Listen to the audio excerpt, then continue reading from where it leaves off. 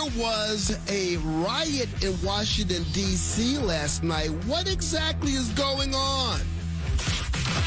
Ladies and gentlemen, children of all ages, welcome to the Conservative Circus with James T. Harris. U.S. Capitol Police made arrests after physically clashing with protesters at a pro-Palestinian rally Wednesday night at the headquarters Hamas is. And do they understand that they're bloodthirsty anti-Semites? Why are they gathering? Why are they protesting?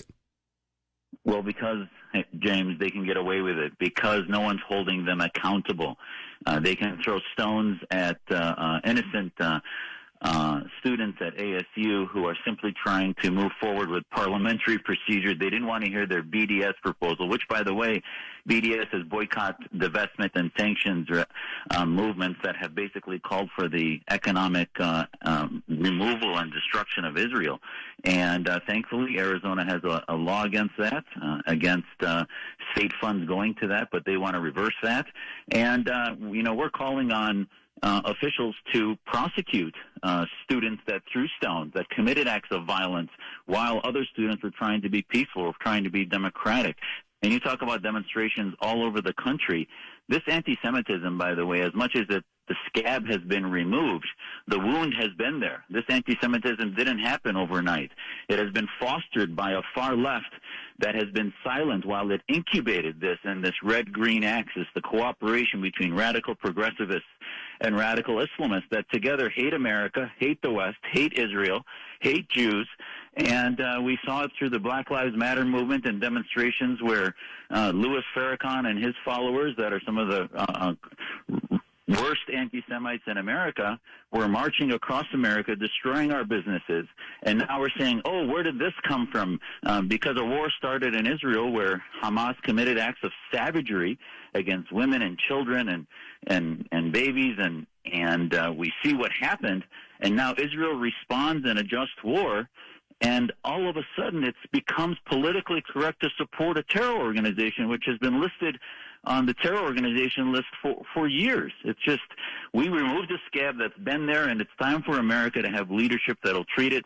And, congressmen like Greg Stanton have been silent. They haven't said anything, while he actually refused to put a vote in to sanction Rashida Tlaib, and she's coming here in a matter of days tomorrow. But let me ask you this. Let me ask this, because you bring up Representative Rashida Tlaib. Here is what happened with her yesterday.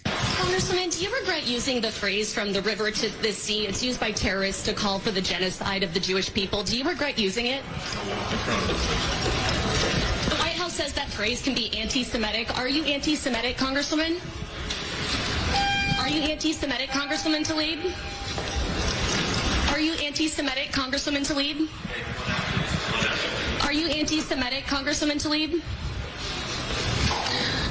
Are you anti-Semitic, Congresswoman Talib? Dr. Jasser, that's an easy question for Rashida Tlaib to answer, but she refused to answer the question. Why is that? Because she's comfortable in the warmth of her party that has incubated anti-Semites. So she has no reason to express condemnation of the bigotry of anti-Semitism. She has no reason to stand against Hamas. She was exposed yesterday as being part of a Facebook group for years that has been a pro-Hamas Facebook group, and actually the past week posted pictures celebrating Hamas troops threatening elderly and babies, and it's just committing acts of terror. So at the end of the day, that river to the sea phrase, her explanation of it, that it doesn't mean the removal and destruction of the entire state of Israel, sounds like something out of Tehran, where Tehran tells us that death to America and death to Israel doesn't mean war against us. It's simply a metaphor. I mean, come on. Meanwhile, those phrases are used to radicalize Muslims against this country where they commit acts of terror. That is said from their lips as they commit acts of terror against our citizens, and somehow they're supposed to tell us that doesn't mean something violent and evil? We have Dr. Zuhdi Jasser in the center ring. He is a Republican candidate for Congress. You're absolutely right, I think, on your take on Rashida Tlaib. Of course, as you were alluding to, she's planning to visit Arizona. Most Democrats joined Republicans in censoring her on Tuesday. But I would imagine that she's going to feel welcomed right here because Congressman Greg Stanton was one of the Democrats who refused to censor her. I mean, and this is who you're running against.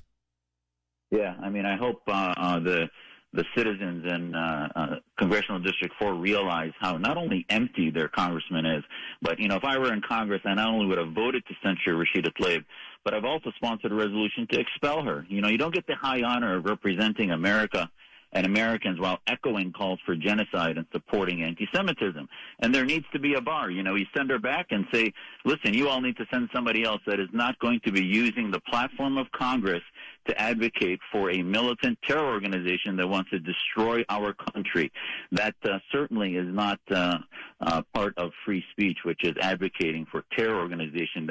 There are Americans being held hostage in the hostage crisis that's within Gaza right now, as 240 Israelis are being held. She doesn't talk about that at all. That should be part of her response. She has security clearances that give her access to information that she, I think, is a threat by being aware of. And she's raising money for Islamist groups that were part of a fundraising mechanism that the FBI proved in 2008. The Holy Land Foundation trial showed that the Council on American Islamic Relations, that she's coming to raise money for tomorrow, and the other Palestinian organizations are not only Islamist sympathizers, but raised money for Hamas. And their board in 2009 was convicted, the Holy Land Foundation, of providing money to Hamas. So this is not a remote linkage. It's a direct sympathy for the organization that our strongest ally in the world right now is at war with. Dr. Jasser, you've been sounding the alarm about the open border and the fact that individuals on the terror watch list are exploiting it. To your knowledge, has Greg Stanton weighed in on this at all, or is he MIA? Zero. He's sleeping in the deep basement in the same somnolence that President Biden seems to have, where the border is hemorrhaging. Now we know that not only are there over 160 on the terror watch list, but there are probably thousands more of unknown unknowns that are coming into our border, only 250 miles away into our district from the border and into the states and into the United States, that are a threat to our citizenry. Even the head of the FBI yesterday in Congress said that he thinks and believes that the threat is higher, that sympathizers with Hamas would be coming in and would want to commit some type of echoing act of terror here in America to demonstrate sympathy, because that's why Hamas did what they did, by the way. You wonder why they would start a war against a power that certainly is going to defeat them. It's because they want to light the fuse of jihad globally, and America is at the top of the list of those that are threatened. And our border is wide open.